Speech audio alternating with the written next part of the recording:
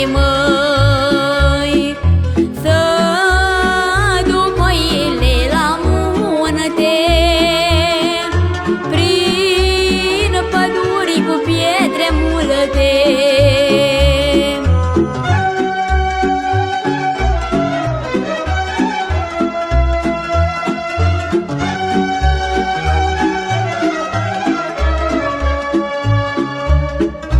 La nehoiu sus pe munte,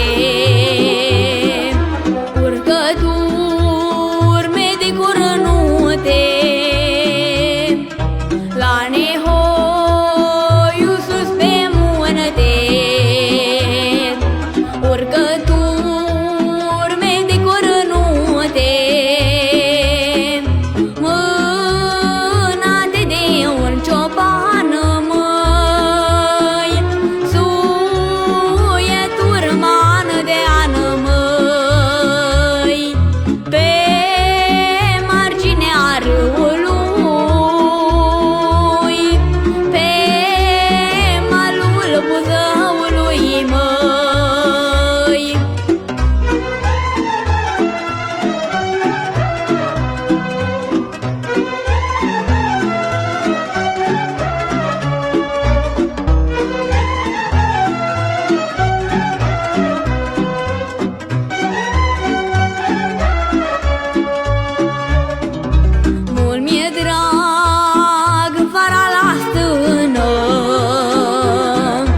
când se face prânza bună,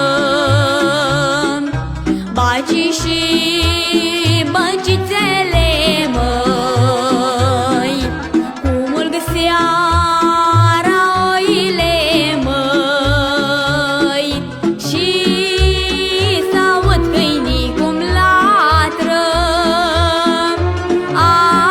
apără turma de haită.